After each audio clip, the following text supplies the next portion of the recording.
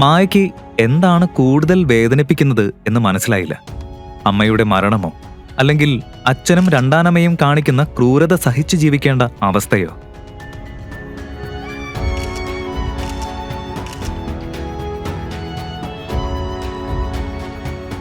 മായ,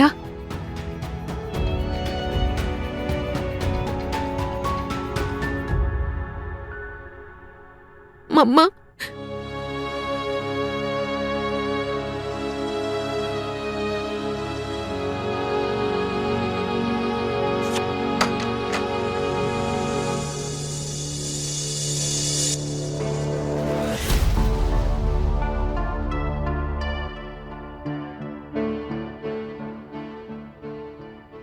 മായയുടെ മുറിയില് എനിക്കിഷ്ടമുള്ളതൊക്കെ എടുക്കാൻ എന്റെ മമ്മി എന്നോട് പറഞ്ഞിട്ടുണ്ട്. അതിന് നീയാരാ? ഞാൻ മൃദുല, നിന്റെ സ്റ്റെപ്പ് സിസ്റ്റർ. അയ്യോ, എന്റെ സ്റ്റെപ്പ് സിസ്റ്റർ അല്ല. എന്റെ ഫ്രണ്ട്സ് കേട്ട് എന്നെ കളിയാക്കും. അതിനാൽ ഇന്നു മുതൽ ഞാൻ ഈ വീട്ടിലെ കൊച്ചു മുതലാളിയാ. നീ എന്റെ മെയ്ഡ്. ഓക്കെ? ഇപ്പൊ എന്റെ ആദ്യ ഓർഡർ കേൾക്ക്. ഈ ബോക്സ് തുറക്ക്. ഇതിൽ നിനക്കൊരു സർപ്രൈസ് ഉണ്ട്.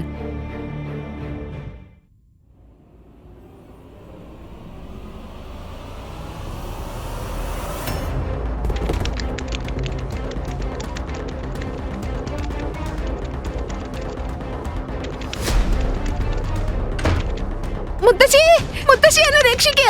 മുത്തശ്ശി, മുത്തശ്ശി എന്നെ രക്ഷിക്ക്. മുത്തശ്ശി എന്നെ രക്ഷിക്ക്. മുത്തശ്ശി,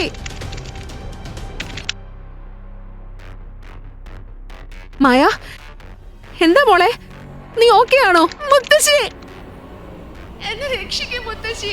അതേസമയം മൃദുല മായയുടെ അമ്മമ്മ ആ വഴി വരുന്നത് കണ്ടു. മായ പെട്ടെന്ന് അവിടെ നിന്ന് ഓടി മാറി. മുത്തശ്ശി, മുത്തശ്ശി, മുത്തശ്ശി. അമ്മമ്മ വാതിൽ തുറന്നപ്പോൾ മായ ഒരു കോണിൽ ഇരിക്കുകയായിരുന്നു. അവളുടെ ചുറ്റും 4 പാമ്പ് പോലെ കുത്തുന്ന ചീങ്കണ്ണികൾ. മുത്തശ്ശി, മുത്തശ്ശി എന്നെ രക്ഷിക്കും. മുത്തശ്ശി.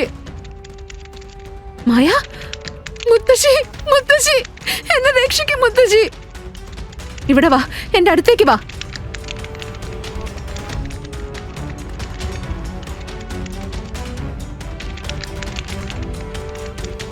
ഒന്നും സംഭവിക്കില്ല. മുത്തശ്ശി ഇവിടെ ഇല്ലേ മോളെ? ഞാനുള്ളപ്പോ മോൾക്കൊന്നും സംഭവിക്കില്ല. മോൾ ഇവിടെ ഇരിക്കെ. ശരിയാകും, ശരിയാകും. നോക്ക്, എല്ലാ ചീങ്കണ്ണികളെയും ഞാൻ ഓടിച്ചില്ലേ? മുത്തശ്ശി, ഈ വീടിന് നല്ലതല്ല. മോശ ആളുകളാ ഇവിടെ താമസിക്കുന്നത്. ഞാൻ ഇപ്പൊ തന്നെ മമ്മിയുടെ അടുത്തേക്ക് പോയാൽ നല്ലതായിരിക്കില്ലേ? അങ്ങനെ പറയരുത് മോളെ. അത് വളരെ മോശം കാര്യമാ. നിനക്കറിയോ? നീ വളരുമ്പോ ഒരു സ്ട്രോങ് ഗേൾ ആവും. അപ്പം മൃദുലയെ പോലെ നീ മറക്കും. ചീങ്കണ്ണികൾക്ക് പോലും നിന്നെ ഒന്നും ചെയ്യാൻ കഴിയില്ല. എന്റെ ധൈര്യശാലിയായ കുഞ്ഞ് മോളെ.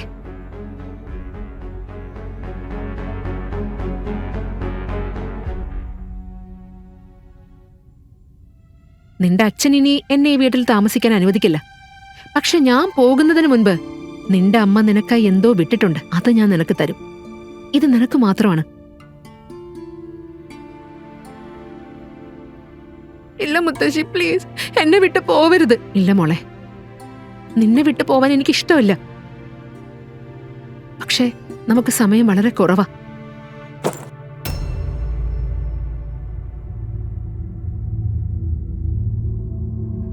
നിങ്ങൾ ഇതുവരെ ചെയ്ത സേവനം മതിയായി. നിങ്ങളുടെ മയൂരി പോയി. ഇനി നിങ്ങളും പോയിക്കോ. മോനെ, ഇവളെ ഇങ്ങനൊരു അവസ്ഥയിൽ വിട്ട് ഞാൻ എങ്ങനെ പോകും? അവളുടെ അച്ഛനായ ഞാൻ ഇപ്പോഴും ജീവിച്ചിരിക്കുന്നുണ്ട്. അവളെക്കുറിച്ച് നിങ്ങൾക്ക് വിഷമമൊന്നും വേണ്ട. ഇവരുടെ സാധനങ്ങളെല്ലാം പാക്ക് ചെയ്യ്. മോനെ പ്ലീസ്. മുത്തശ്ശി, ഓ മുത്തശ്ശി.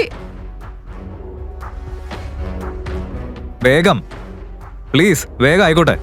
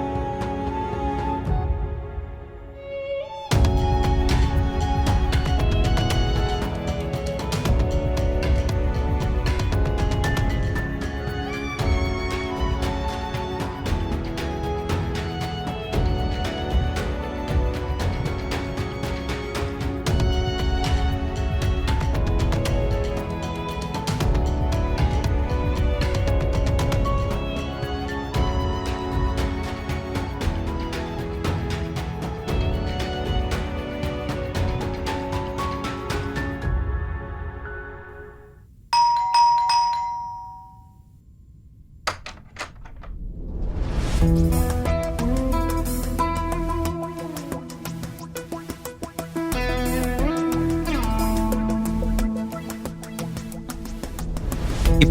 മാലിനിക്കും മൃദുലയ്ക്കും യാതൊരു നിയന്ത്രണവും ഉണ്ടായിരുന്നില്ല. അവർ ശേഖരന്റെ പണം വെള്ളം പോലെ ചിലവഴിക്കാൻ തുടങ്ങി. മായയ്ക്ക് ആ വീട് നരകത്തേക്കാൾ മോശമായി. വീട്ടിലെ എല്ലാ ജോലികളും അവൾക്കായിരുന്നു.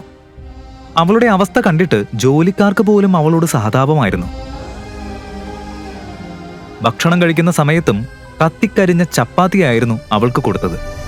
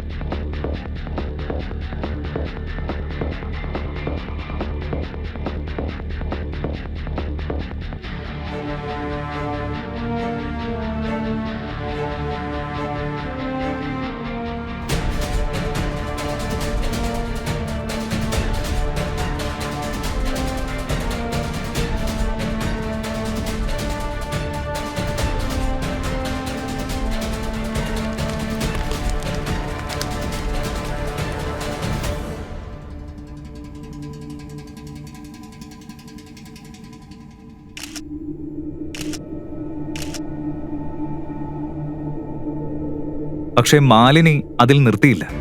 തന്റെ മകൾ മൃദുലയേക്കാൾ മായ വളരെ സുന്ദരിയാണെന്ന സത്യം മാലിനിയെ ഉള്ളിൽ നിന്ന് കുരുക്കിക്കൊണ്ടിരുന്നു.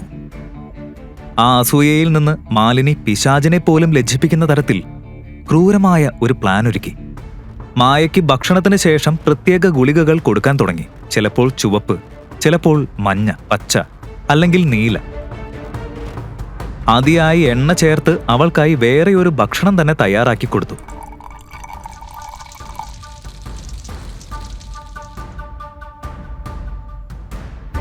മായയ്ക്ക് അത് കഴിച്ചതിന് പിന്നാലെ തന്നെ വയറുവേദന തുടങ്ങും. പക്ഷേ അവൾ ഒരു വാക്ക് പോലും പറഞ്ഞാൽ കവിളുകൾ ചുവന്നു പോകും വരെ അവളെ അടിക്കും. ഇനി അവളുടെ ജീവിതത്തിൽ എന്തായിരിക്കും സംഭവിക്കുക? മാലിനി അവൾക്ക് കൊടുത്ത മെഡിസിൻ എന്തായിരിക്കും? ഈ കഥയുടെ ബാക്കി അറിയാൻ കേൾക്കൂ ക്വീൻ പോക്കറ്റ് FM മലയാളത്തിൽ മാത്രം. Download the app now.